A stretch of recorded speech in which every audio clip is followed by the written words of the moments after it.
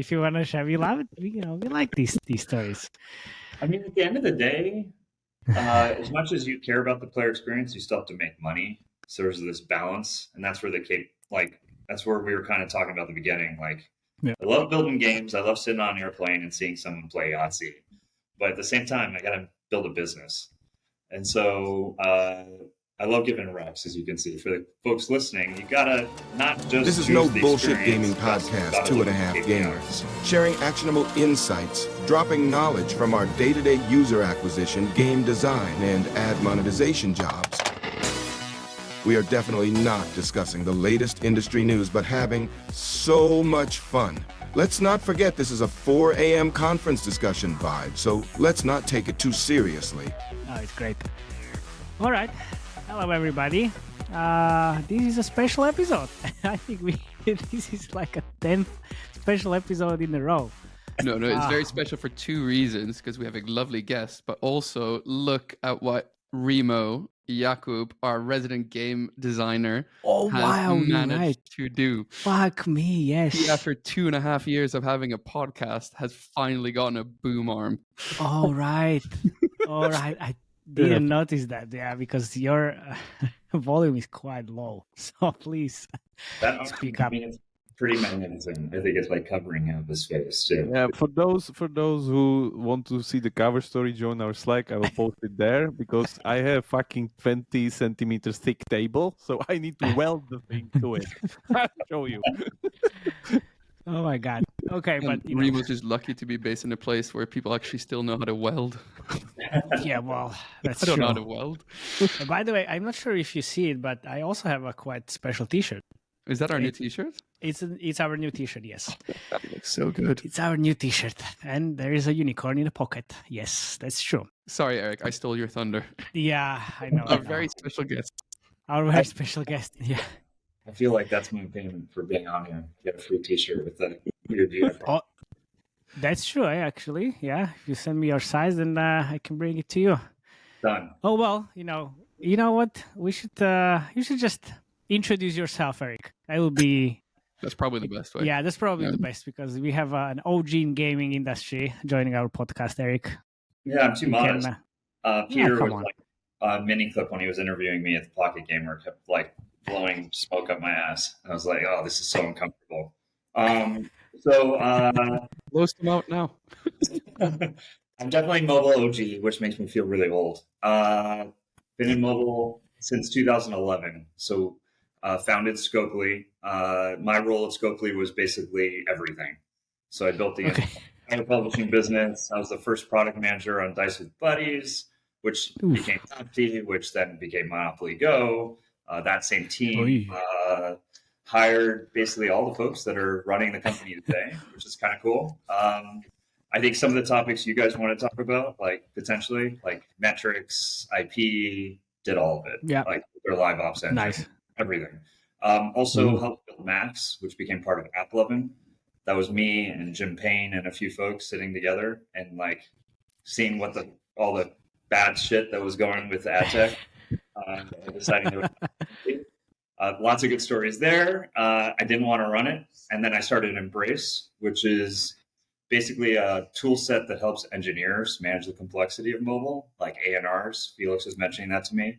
All the shit that goes wrong or needs optimization in an app that engineers and PMs can't really solve on their own. So I built a product for it, and it's been going well. When do you sleep? When do you sleep? I don't know. I have even more ideas going. I try to sleep, but it doesn't work very well. But do we start with Max, Scopely? Where do we go with this? I don't know where to start. Let's start with Max. Yeah, that's I was just waiting when the fireworks would pop out of the screen. I know, man. Like, I can't believe I started by talking about your boom arm. That's so unimportant. Yeah. It's like this is way better intro than a boomer. But I think we could start with Max. I mean, it's not my wheelhouse, but still, it's super interesting. When you brought it up when we met at PGC, I was like, wow, okay. Yeah. Before Scopely, I was actually an ad tech guy. Like I built a couple ad tech companies. One of them got acquired. And so at Scopely, part of the reason they have an ad tech business, like it's not typical for games. Most game developers, we all hate ads for different reasons. Well, thank you very much for listening. Hate is a strong word. I'll take that back. We don't love most game developers don't love putting them in, and we don't necessarily love the ad tech companies that are out there. But we love the money. The money's nice. Yeah. And so, like, adding into a game, obviously, you've got to do, especially casual and hyper casual. So for Max, it was Mopub was already part of Twitter. A bunch of companies, including Scopely and Zynga and others, were thinking about building ad tech solutions. There was just a gaping hole. And to be blunt, and I'm friends with all these guys like the AppLovins and the Iron Sources and the tons of other ad tech companies that have all kind of consolidated. We're never really working for the game devs. They're all about the money, and I don't blame them. So we built Max partially to say fuck you to all those companies and see if we can help the game devs. And then partially to see if we could buy Mopub back. Because Mopub was a really good product, which they end up doing. If you like AppLovin, they acquired Max and then they acquired Mopub right back into it, which is so the plan actually came to fruition, just kind of in a different format. So you broke the wheel and then rebuilt it. Exactly. So it was a fun problem. Dan ended up running it because I just didn't have another ad tech company. Well, you have to see if to sleep, right? So at least, I mean, like, how do you even like come up with these types of ideas? Like you mentioned also like Embrace at the same time with Max, and like, where is it coming from? I think you guys probably have tons of ideas too. It's mostly about jumping on them. Like when you're in the depths of stuff like user acquisition and ad tech and live ops for a game, and just there's tons of ideas that come out. And even now, right, there's definitely a hole for ad tech. There's a couple companies starting to pop out. I've been hearing rumors of maybe a round 3 for Mopub, and there's the Edermax guys and like a bunch. There's definitely opportunity. There's been too much consolidation. But whenever there's a pain like ANR, there should be a solution.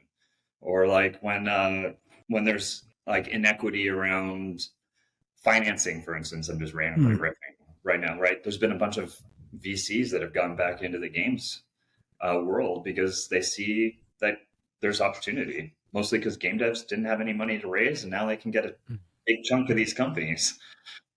So it's just being in the rolling up your sleeves and seeing the opportunity. I think it's really starting companies. When founders ask me, like, how do I get going? It just takes balls. Like, you just got to jump in and quit your job and do it, which is scary because you're like, oh, now I'm not making any money anymore. Yeah, but that's like where all the fun starts, like jumping out of the comfort zone and all the magic. I think of it like jumping in the deep end of the pool. It's cold, it sucks. You just got to go. It's definitely the scariest moment. Once you're in it and you're running, it's fun. So from founding Max, how much of that did you take with you then to Scopely? Because their admon team, at least I know, it's quite sophisticated compared to other companies.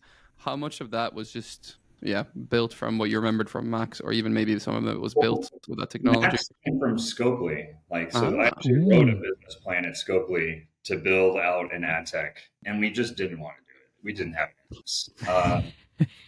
It wasn't as fun. And then I hired the ad tech folks, and then Tim O'Brien, who's still there, runs them. So Sen, who's awesome, runs ad tech at Scopely now. Eric Ma runs it for the UA and all those guys.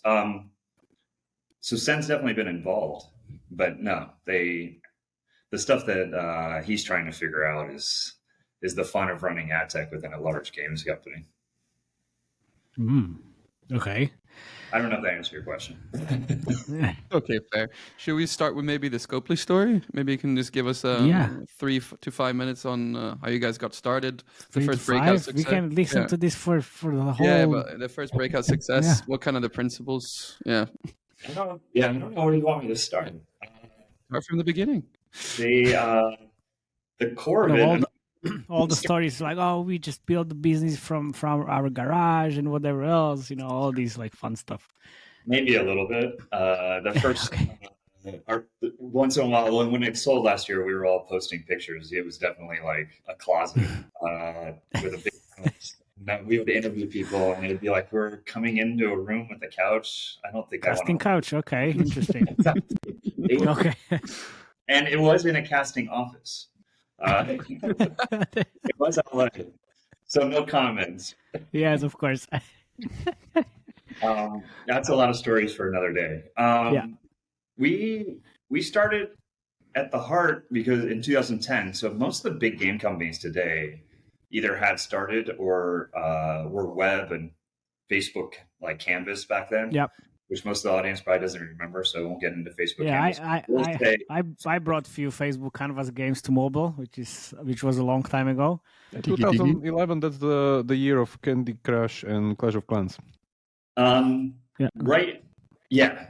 To some extent, I'd say Candy Crush switched to mobile at that point, but King started on Facebook Canvas. Definitely. Yeah, also. Yeah. I mean, Zynga obviously did, and then they switched. Yeah. Else, but yeah, it was the year of Farmville from a money perspective. No question. I don't. Yeah. Did Supercell release that year? I didn't think so. Maybe double check. Either way, it doesn't matter. So we started on Canvas as a company that helped people connect.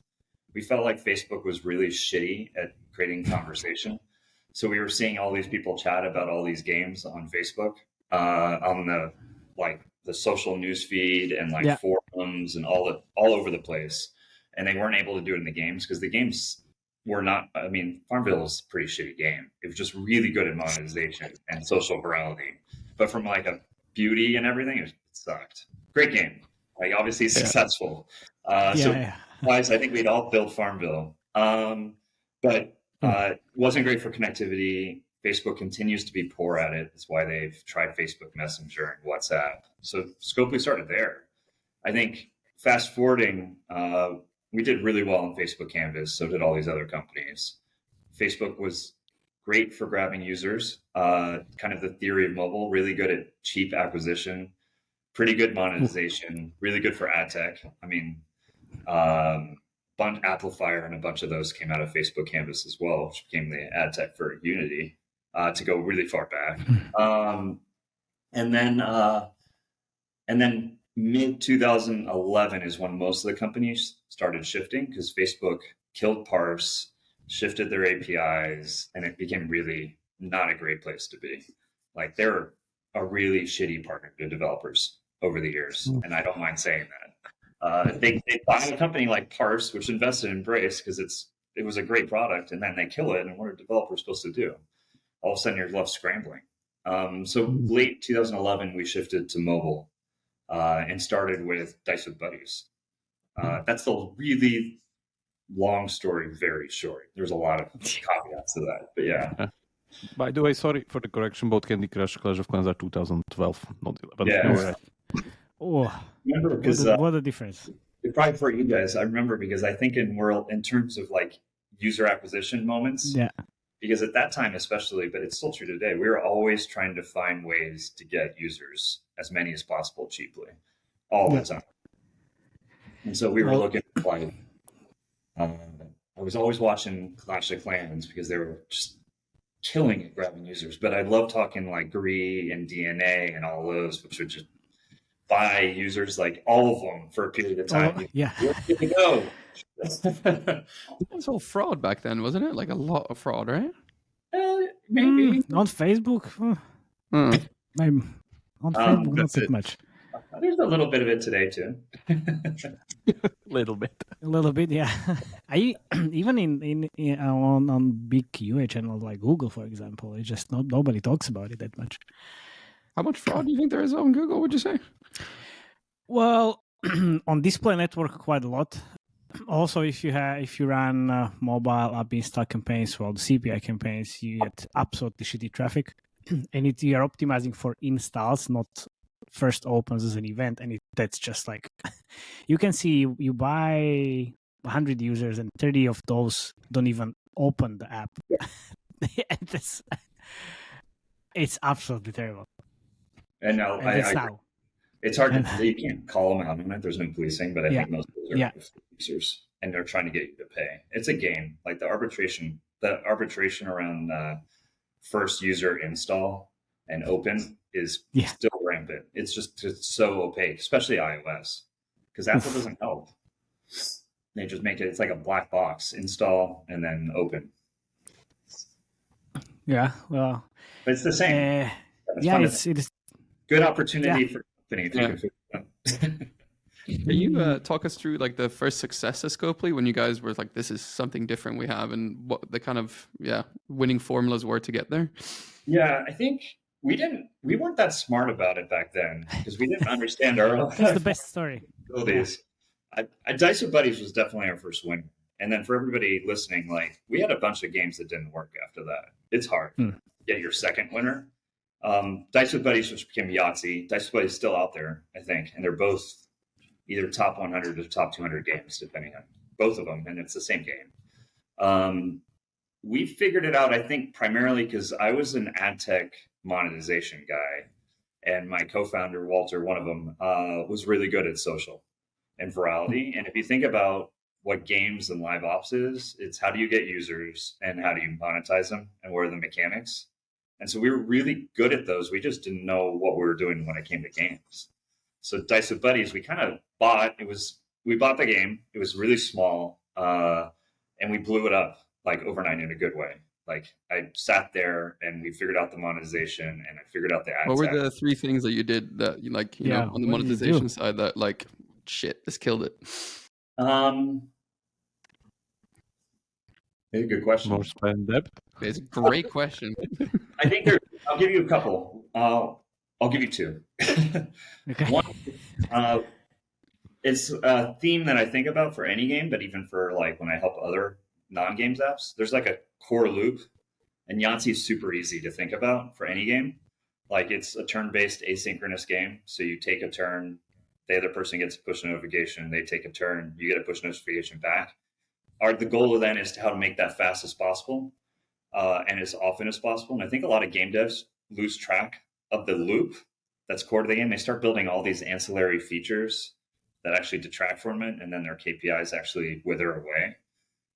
And so if you think about monetization, the best thing we did was add a bonus roll to Dice with Buddies. So from a perspective, we let you pay for a 4th roll, which definitely broke Yahtzee, the game dynamic, and we had lots of fights over it. But it worked so well because people. So it was something closer to like when Candy Crush moved the +5 booster out of the level at the end of the level when you lose. That's a good comparison. Some kind of that moment. Like you have 3 rolls. You're like, I shit the bed. I'm going to lose this game. I'm going to buy a 4th. It's a really good analogy. But it works within the flow. It's not like something where you leave the flow and have to figure it out, which it's really, if you don't think about it from the beginning when you build a game, it's really hard to add these monetization flows later. The second is we added, it's not conceptually crazy, but when we kept looking at our metrics, I actually felt kind of dirty. Whereas every turn we added an ad, just normal, like text travel, doing the Lord's work. All of them were just things, all of them. Like the amount of ad inventory these companies create is crazy, but you're like, you play for literally 10 seconds, and then we're going to show you originally it was like a medium rectangle, a medrect, and we're like, great, this doesn't pay well, but we'll try it. It's better than nothing. And then we're like, oh, our KPIs didn't change. So then I'm like, okay, I'm going to show this after every turn instead of like once per day. And then the KPIs didn't change. And we're like, holy shit, this is crazy. Then I'm like, I'm going to show a 15-second video that's skippable, like once per day. You can see where this is going. Then I'm like, maybe I'll show a 15-second video after every turn. And then at a certain point, you're like 30-second unskippable, and people are still playing. And you're like, you're watching more videos than actually playing my game. I think we should. Then we stopped because it felt weird. But it was a good game. And then I think that's what we kind of figured out. Like, watch your metrics. Be impartial. Because I think when you, especially ad tech, I was shitting on ad tech earlier, but game devs, especially engineers, hate adding ads.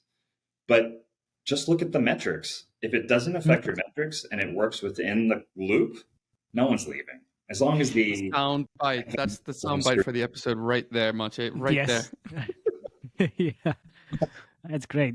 What was the year here? Sorry, like it seems like I don't know. It's kind of nowadays like you can search these things up, but it was like pretty revolutionary by that time, wasn't it? Like, at least it felt to us, because we were like, it was like in a startup, everything is heightened. We were like, if you add it every day, I'd be like, I'm going to just add another video. And I was doing ad tech myself back then, like tweaking the knobs and trying to make deals. Like Adam Ferogi from AppLovin was like sitting in my office trying to pitch us and we were like one of your first customers, because we had so much inventory, and I was just trying to find videos at that point to make any money that didn't screw over didn't freeze the experience. So yeah, thanks, Jakub. I guess it was revolutionary. What year? You remember what year was like 2015? That was like 12 or 13. 12 right. Even. Yeah, it was probably. It must have been. Well, I do feel old now. Probably was just getting started, and then I'm pretty sure we were first 20 customer to Mopub as well. Like, was this on Facebook Canvas still or mobile? Facebook Canvas. Mobile, okay, mobile already. Yeah, okay. End of 2011, we turned off all our Canvas apps and went straight to mobile, which King did as well. Jam City did as well. A bunch of companies did. Mini Club did it either around then. Like their games kind of lingered, but we all felt the same thing. We just knew the world was over on Facebook. It's changing. Yeah. Do you remember any of the performance marketing things you did? Matej needs his red meat as well. I remember those days still. Yeah, you're bantering about it now. It feels like it hasn't changed that much. No, still the same shit all over again. Just well, I'm not sure about you, but we were trying to find these small right-hand side Facebook Canvas desktop placements, and you couldn't even see like what's in the image. Then it was like, how do you the ads are defined? It's clean. It was really how do you get the click purely so that because the ad attribution was so brutal for the installs. It was way worse back then. I mean, all those companies are big companies now too. Just and Braberg and there's Has offers back then. I remember we signed the Has offers, and then they shut down the company. I was like, yes, great, thank you. They changed their name. Just merged to something. Yeah, I can't remember the name. I always get them confused. It merged and split into something else. I don't know. Matej was asking me before this I was kind of spitballing, trying to remember things. If I had to give advice, I'll give you a different answer. The part I don't think is different is when you build and launch a game and you want to really do UA, you have to think about all sources of traffic because they all affect each other. So I think game companies and definitely UA folks, they get religious on their channels. So they go, like you were saying, like Google may suck, but if it's driving installs, it may be worth it because then you're getting traffic organically from like Apple or Google, somewhere else from the store, or maybe who knows where, and they affect each other. Like, and then the more sometimes it's better for you. Like the more installs you get in a short period of time, especially when you launch a game, definitely affects rankings. Even if it's an unsaid art and Google and Apple like to change their rankings, it definitely does. That's why like historically incentivized has worked. It just work as an independent channel where you're trying to get quality users. But when you get incentivized and it drives organic, because you're changing the ranking or you're creating presence or people are seeing the ads. If you look at I call it eCPI, the effective CPI for that cohort of time, you can be in the money. And so back then, I mean, we were buying shit like crazy when we launched the game. I mean, I'm not going to talk about the game that you guys got talked to for, but it's definitely. We'll get there. When you launch a game, you go for the gusto. Like if you can do it, because it's better than trickling it out and then not really getting to a place where people really know your game even exists. Yeah, can you unpack this like not I don't want to say shady, but as like all of the like different types of traffic that you kind of need to think about when you launching game like a big scale, because I can then compare some notes from my end as well. Yeah. When you're big scale, like I mean, it's hard to say like what's big scale, but still like look when you've done it. Like when I was building game, like back at Scopely, the games we launched all hit number one. And it would stay. That's a big scale. And your goal when you had the ability to do it was definitely hit number one. So I think I'm trying to think of where to start. There's the topic of soft launch versus hard launch. Yeah. It's different for UA completely. But when you hard launch, like worldwide launch it, especially US market, which is where most of the money is, what channels did we use? Depending on the time period, we definitely tried to toe the line, but your number one goal is to get featured on the launch. So the first question is, what is Apple, especially because they're more sensitive, or Google, going to do to get you featured? And then what can you do to not stop the featuring? And then depending on the time period, exactly, is there incentivized ads? I've been really chewing on Gratis. You saw my email. I was thinking about that back in the day. Which is flashback for maybe 5% of the people here, but it's pretty interesting for today's world with Apple. There's incentivized ads, offer walls, which are basically incentivized ads. I don't know, traditional UA, depending on channel. There's in-store ads, which is definitely, I won't talk too much about, but it's an ad tech company in Apple and Google. There's social. I consider for a launch the social component a channel. How do you get other people to invite other folks? Because that, even if they're not quality, the curiosity creates installs, which creates social awareness, which then creates they did it really amazingly well for Monopoly Go. Like everybody knew the game within a very short period of time, which then creates free traffic. Commercials, TV does work shockingly well. It continues to work. There was I see your face. We'll come back. Felix. I think there's one in my gym. I need to go check though. No, for Embrace, funny thing is, at midnight, I will watch TV. They're all mobile apps, everyone. And then I'm like, every one of these is a potential customer because they all care about the app. So I'll go all into our marketing queue. Nice. And I've gotten a good number of customers that way because they care. They're advertising. Just at midnight, you'd be like, why is this worth it? It's free. It's free. It's so cheap. And people do watch TV all the time. I don't know. I'm kind of rambling. There's tons of channels, right? Yeah. But I just want to say, the featuring nowadays doesn't make that much of sense anymore. But I remember the days when we just had to do everything we could potentially to get featured because we were getting millions of installs over that week. And we started kind of launching the campaigns on Wednesday. Then Thursday, the featuring started. And then on Saturday, there was the biggest peak of traffic.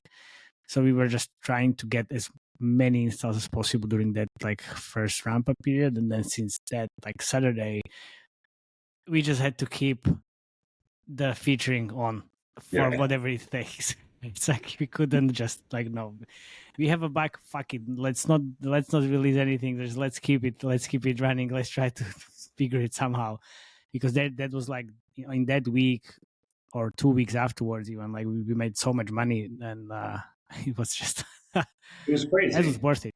Yeah, it was crazy. And I was the CFO as well. You were everything.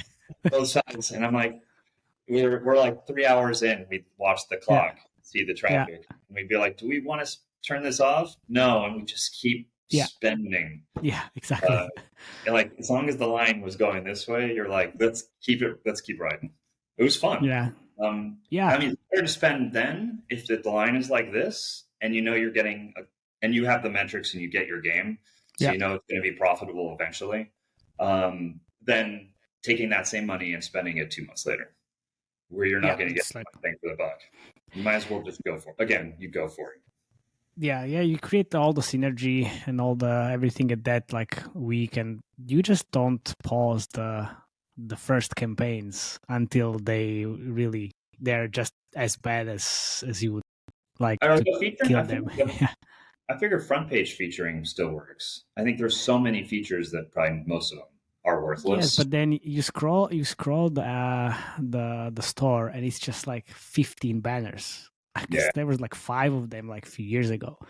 And the today's featuring kind of is like good for one day. But yeah, if you can get all of them and you are just like on the front page all the fucking time, then yes, it kind of makes sense. But still, now like also the geo split changed so much. I mean, getting the US and the tier 1 countries back in the day was quite useful. I mean, obviously it's now useful as well, but you only see the big guys over there. Yeah, we watched that. You're reminding me. We used to use app banning or data.ai and like look at every geo, see what featured. I'm not sure that functionality is still there, and then try to hit the primary countries like crazy. But the ranking, I mean, being top of full, I'm sure is still valuable. So it all affects that. Like if people can find your app in the store, I'm sure people still browse and scan. Yeah, you mentioned like before we started recording something around being on the top and then just trying to get there. It's 2 different things. Like if you start on the top, it's way better. Okay, I mean, obviously it makes sense. Yeah, I mean, no one knows the algorithms. Yeah. But if you start at the bottom, you're in my mind, you're like pegging that stat, and then you're trying to grow that stat. And if I'm thinking Google and how they work for ad tech and everything, it's the same idea. Same for UA.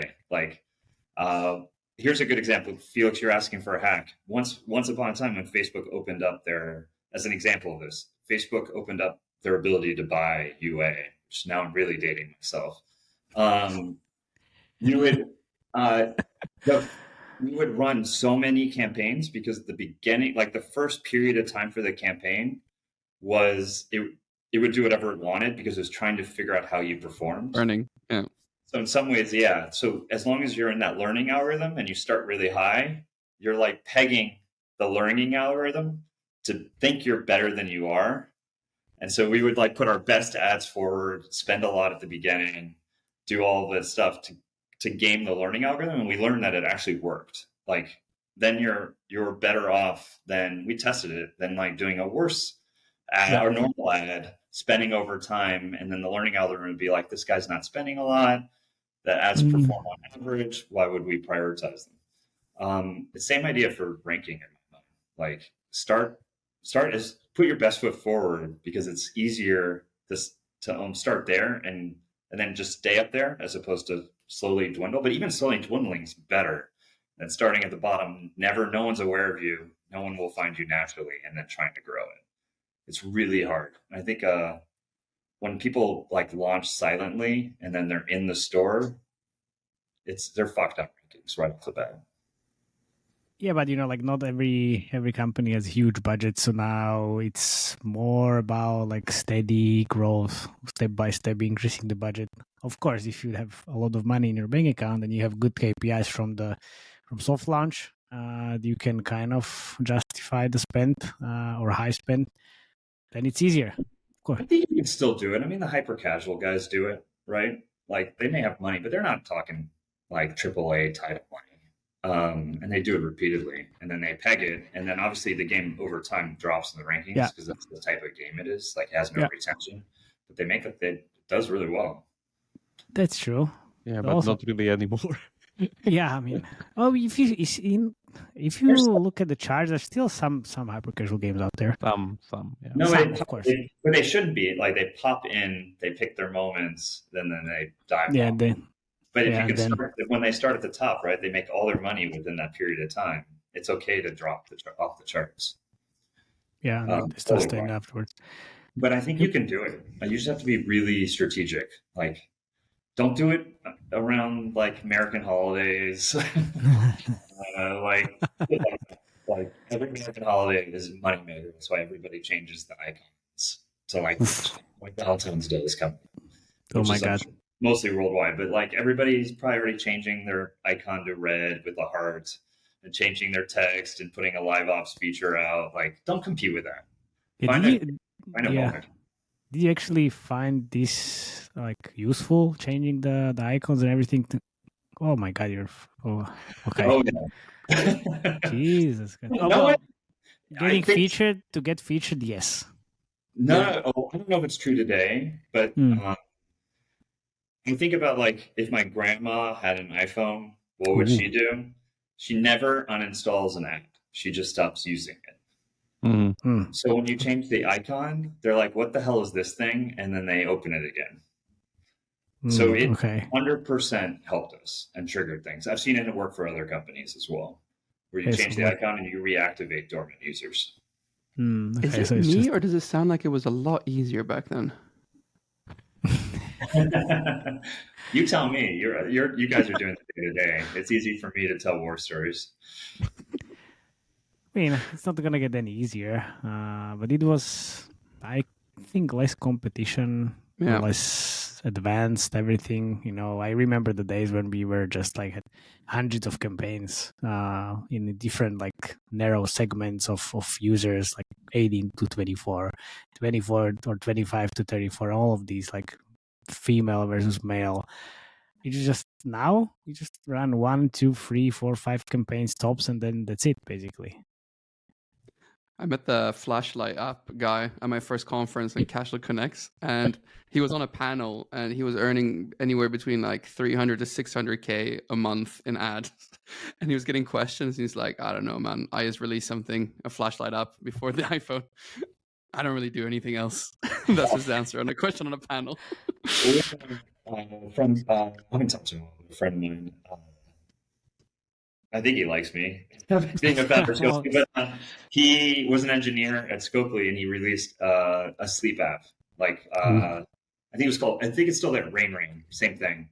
He's like, shit, I know how to build apps. I'm going to release a sleep app, and then he would run ads all night as people sleep because the ads run. Oh, I love it. He didn't know any better. No one's clicking it, but he's getting like whatever, like a penny CPM on every banner that's rolling by. And he like 2 months later, he quit his job. Of course. Yeah, what a surprise. Okay, wow. Nice. You can still do shit like that. It's crazy. Yeah. Well, I'm just sitting here waiting for you to ask, man. When are you getting into your blog post? When are you going to... Come on. What blog post? We are not talking Monopoly Go. Oh, we're not allowed to? I mean, we are, but like it's not fun anymore. Okay. It's not fun anymore. I mean, I do want to ask about like the IPs and like how you integrate the IPs into the games and like what kind of fees and everything you need to pay, just out of curiosity. Maybe it's connected to Monopoly Go, maybe it's not. We can go around it. Yeah. We can go around it.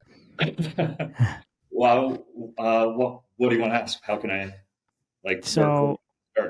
Yeah, first, like, how does the whole process just from like signing the IP, like how does that work? How do you kind of connect it to the game?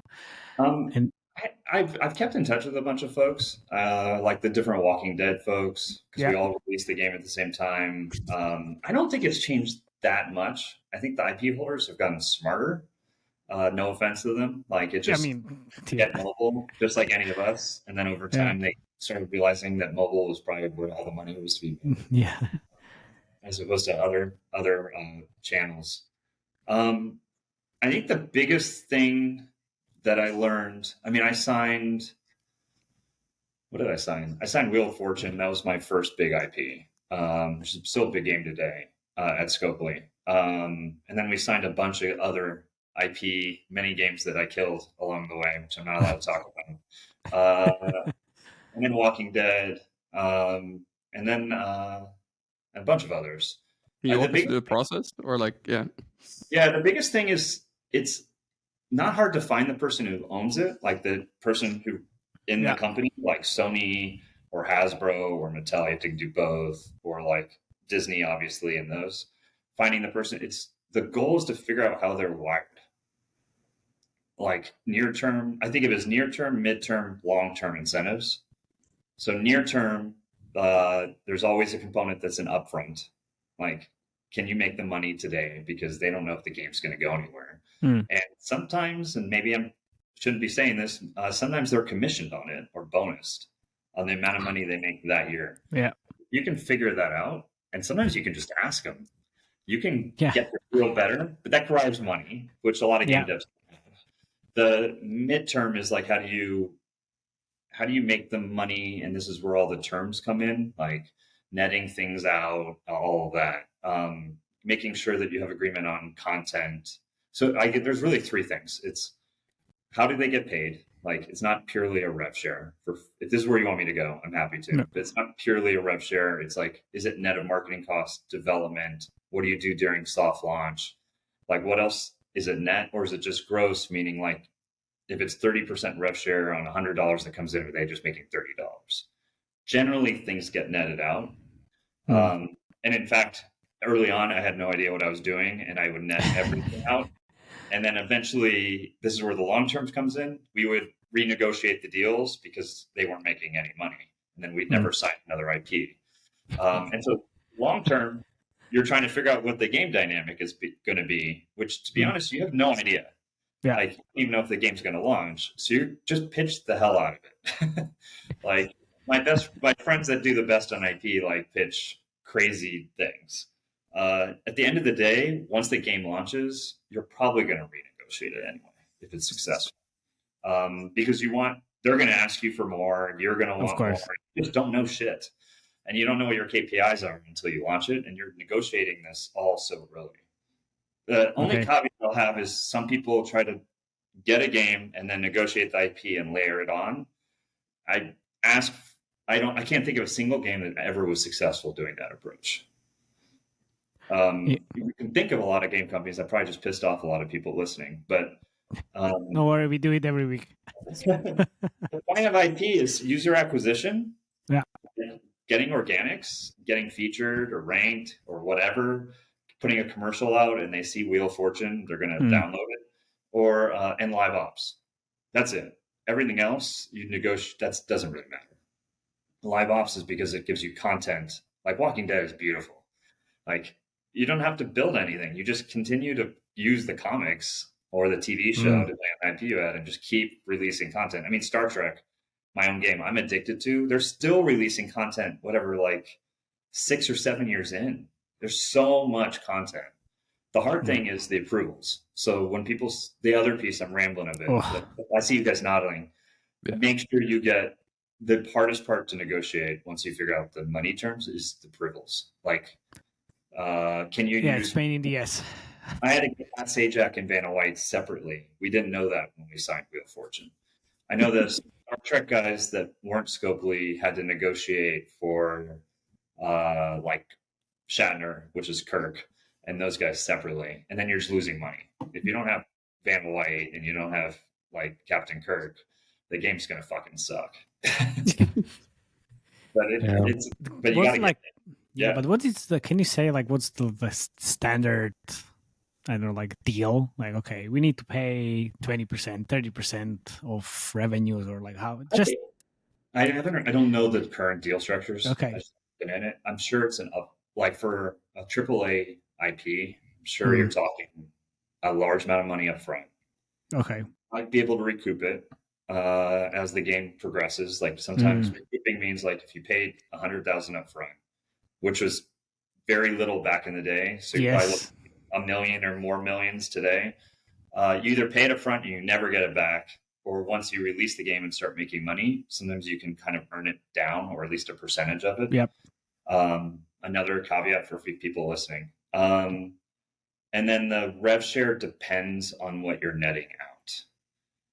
Historically, when I was back then, and I don't think I'm talking out of turn, we had to remember, Scopely has like a developer, Scopely itself, and an IP, so it has to triple split.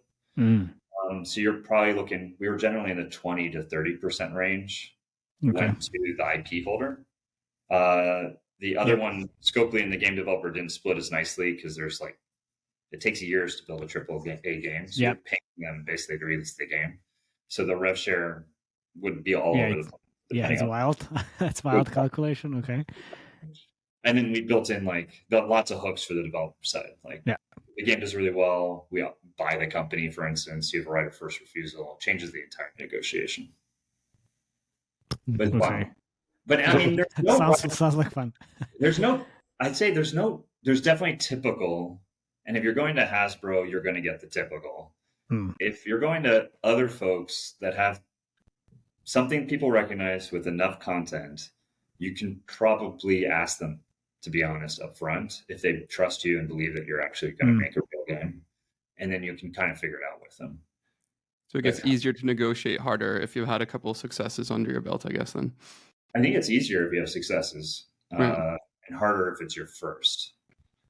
Easier because it may be more costly because if I was an IP holder, I'd get greedy. But they at least know your game's going to go out, that they're going to make some money, that like you can do something quality with their IP. Because even if they're incentivized for the near term, they still want a cool game.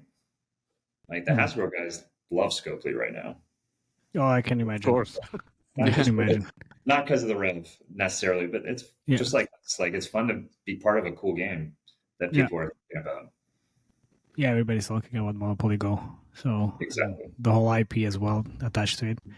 But then, how do you kind of like do people take something like this into like ROAS calculations or like prediction models or something like that? I think people. I mean, when you think about LTV, it's not really. There's predictive ones out there, and people look, and there's tons of companies that are trying to do like predictive LTVs. I personally think it's all bullshit. I think at the heart, you have certain metrics you need to hit that are leading indicators. And like in a soft launch, you care about like, what's my user acquisition cost per user? What channel is my work? Do I have like something that's retaining users on a day 1, 7, 30, whatever? Like those all feed the predictive LTVs. So in some ways, PLTV is like your business metric, but it's not something you can act on. Yeah. And so I think all these metrics that feed into it are the ones people should think of. So to answer your question, does IP feed that? I'm sure people try. I think it's too hard to predict soft launch. I think that's why I think it's partially bullshit too. Like build a good game. You can measure the UA metric based on that. That's the only one it'll really affect. The live ops, the ongoing iteration, you're going to do that shit anyway. You're going to find the metrics that suck. You're going to release with some good ones, some bad ones, and then you're going to iterate and try to make them more successful over time. And then IP is just a way to get there, but it's not something that's going to tell you whether you should release or like what you're going to work on. Have you seen games that like because of the IP weren't profitable for the developer, but the IP holder was like, kind of okay-ish with it because they were still getting money, but by the contract you would still need to run it for like, I don't know, some kind of period of time? Because I heard about those from some of my friends, can't really name them, but like just we were forced to run the game on a loss because of the contract. You're bringing me back. I've definitely heard of that. Not recently, where people like that, like probably pretty recently, actually. You're right. I think there are contracts where you're forced to run the game. It's more like dev shop mentality. Again, I'm going to piss maybe your friends off, but like if you're building, who's working for who? Like if the IP holder comes to you and wants to build a game, and then they're saying like you're on the hook for 4 years, you're not a game developer anymore. You're a dev shop for that IP holder, and the IP holder doesn't know how to make games. That's not their business. So yeah, you could get really screwed. And you're like working on this game forever when you'd rather work on something else. Actually, I can think of one. I can't think of names. I don't want to throw them under the bus. Don't worry. Yeah, that's fine. I signed a game developer. You can get the list of game devs that Scopely's worked with successfully. One definitely had this issue with not necessarily an IP holder, but with a big game dev shop out of Asia back in the day. And they got stuck and they were losing money on the game they released. And to be honest, it was their fault. They never negotiated a deal where you can't pay for your own developers. Like if you're going to take that approach, like make sure you make the money to pay your own people at least at a minimum. Okay. Yeah, that would suck. I feel for anybody going through that. Yeah. Break the contract. That would be awful. Yeah. All right. Could I take this to ANRs as well? Do we have time?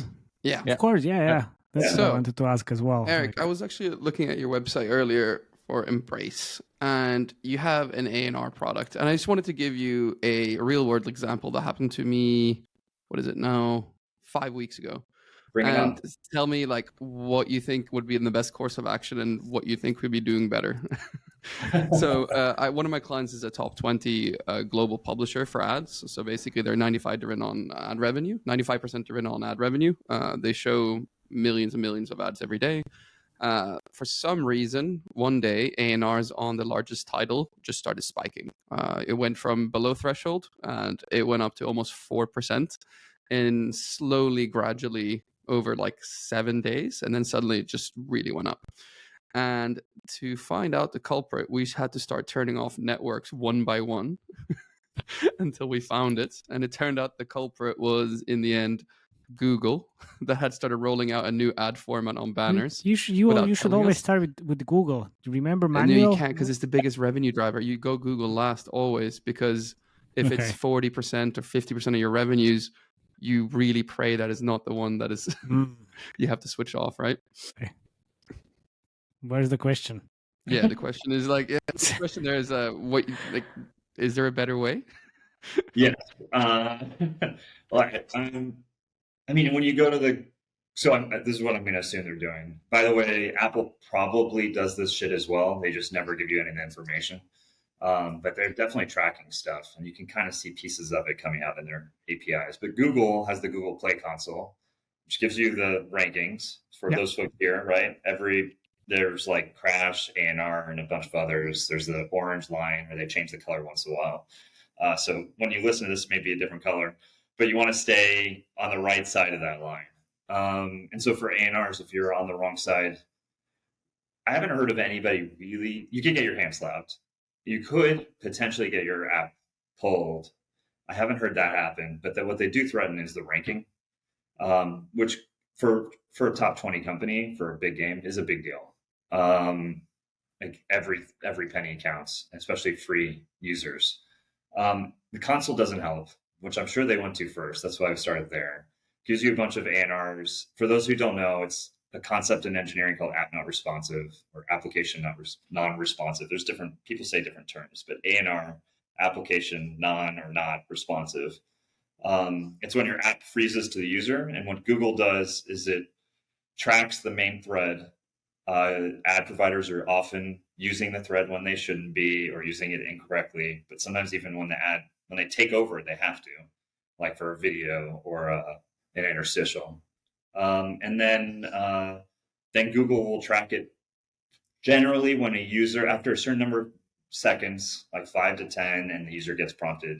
And if you have an Android device, you'll see like the prompt, like, would you like to close the app? They take a trace, like think of a crash, like you get a stack trace. The stack trace sucks. It doesn't help you at all. And then you go to other tools like a Firebase, and then you have to try to match it to Firebase. Firebase also doesn't track it very well and doesn't give you the right information. So yeah, you end up with this shitty moment where if you're an ad-based game, you're literally turning on and off things. I would say first, don't feel alone. I know that it won't be all the game developers who do the same friggin' thing, but they all do it. There are better ways to do it. Like I will give a kudos to Scopely. I know Sen has built some stuff where they try to like pull information in real time from the device to figure out if the network or even the ad ID, Iron Source and AppLovin give you pieces of the information. Their goal is to give you as little as possible because they don't want to be the ones turned off. But that's one approach. Obviously, so I'll kudos myself. Embrace. Yes, you can. Yeah, that's fine.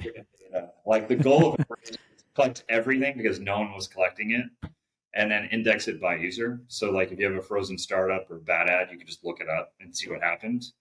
And so for ANRs, you can just look up the session, and then at the beginning of the ANR, we actually grab a trace. So when you go into Embrace, you'll actually see the ad provider right off the bat. And then you can actually match it because we see the end of the ANR. you can match it to the one in the Google Play Store, so you can affect the ranking. So you actually have the information to make that choice. Can you do so? That'll help you identify Google. It'll help you identify AdMob. We can tell you the ad unit or the campaign ID if you send it to us, and we fish it out for Iron Source and a couple others, but it's imperfect because it's like whack-a-mole. For non-ad games, I'll just say this: they also have these problems. Every game has ANR issues. It's how good you track it and how good your code is. So for like Wildlife, was just a customer, and they're okay with me talking about it. They have ad-based games and RPG games. They both have issues. They both friggin' suck. The ad ones are more cute, and people like to talk about it because everybody likes to shit on the ad vendors like we do. The non-ad ones, they're the same problems. It's really hard problem to make sure that your users' experiences are preserved. So part of what I do in Brace is it's the name of the company. It's really cheesy, but it's like give every engineer a hug, because all they do is yeah, it sounds really stupid, but there's no love. They're just finger pointing. Like, you, Felix, probably went to the company or went to the engineering team and said, like, let's do this, or pull out the SDK. The engineers are like, what the fuck? Because you're going to tell me to turn it off or pull the SDK, and then like 2 weeks later, you're going to tell me to put it back in because the revenue is too important. And then you end up with this really shitty moment where the engineers really don't want to work on ads ever again. But yeah, like 100%. No one collects this data. So the kudos to me is the company I found solves this problem. Nice. No, it's good. Sounds really good, and like completely reminds me of my time when I was, talking with the developer implementing the SDKs on ads that were always the culprit behind the problems, and then he was forced to take them out. we had this discussion before on the podcast. Yeah. And then you're like, but that's too much money. Yeah. Let's put it back in. And then you're like, and then it's just this vicious cycle of just random shit. And then, and then, yeah, I have a lot of stories bouncing through my head, but all the ad vendors try to do different things to get you to stop that.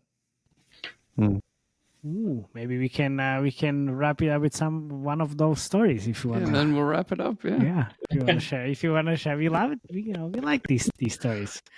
I mean, at the end of the day, as much as you care about the player experience, you still have to make money. So there's this balance, and that's where that's where we were kind of talking about at the beginning. Like, I love building games. I love sitting on an airplane and seeing someone play Yahtzee, but at the same time, I got to build a business.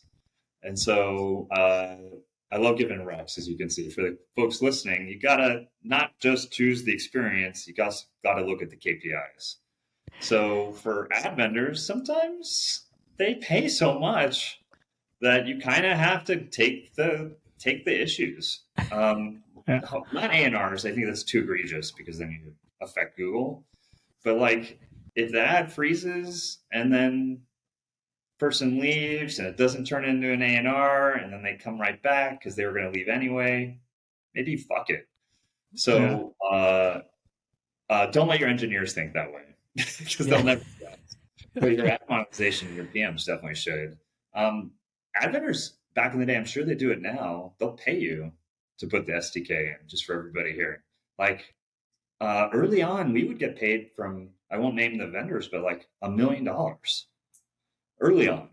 Like, because they just do the math on how much it costs them. It's gone down a little bit, but mediation discussions are still in the millions usually if you're a big enough company. But SDKs This is really my favorite part of ads. It's all under the category like you never asked. Yeah, you never asked. Yeah, come on. They're like, oh shit, I got to put AdMob back in. Little did you think that the Google guy on the other side is like, how the fuck do I get that thing back in there? And they'll probably pay you to, maybe not Google, but the other companies might pay you to put it in. Yeah. So just, I'm with you. Just ask. Yeah, Jakub, you don't know a lot of things happen. Product side, it's like very straightforward. Like you have good game, you have good KPIs. End of the story. Like in this ad part, like half of the functionality, it's always behind Felix is like, oh, you need to ask your rep. And where it's written for somebody that doesn't On my follow blog. this shit. You need to read my blog. Yeah. There's a reason I like help serve Max. Like the Mopub guys love me because I was their biggest asshole to them. But then I'd go get drinks, and like every party they would like give me the free iPad, even though I had the same opportunity. So it's the same thing. It's just it sounds like Felix. You do it like you want to be best friends with these guys, but you kind of want them to hate you at the same time. Yeah, what I usually say, it's like you're not here to make friends. You're here to make money. Right, so you have to be the most annoying customer possible, and you have to be forever grumpy, always grumpy, and that's what you have to do. And those are the ones who win. Those are the ones who win. Yeah, and they're not running away. They're still taking you out to drinks. They're taking me out. Still taking me out. They're taking someone out to Scopely, who's awesome. But everybody loves him. But he's definitely can be grumpy. Like no question, I'm with you. Yeah. Make money. No, yeah, we still make jokes about you can't, pay bills with retention. You need to pay bills with money, actually, and it's still gaming industry is still a business. Yes, we love games, we love playing games, but we need to make money as well. All right, good. I think we can wrap it up with this. Gaming industry is a business. Eric, thanks a lot for coming. It was an amazing discussion. Yeah, thanks for sharing especially the veteran stories. Very, very enlightening. All the war stories. I've got a lot. Yeah. Oh, okay. we can continue on episode number 2. Later in the future. Again, thank you very much, and see you next time, guys. Please subscribe, join our Slack channel, and then see you next time. Bye. Cheers. Ciao. Thanks.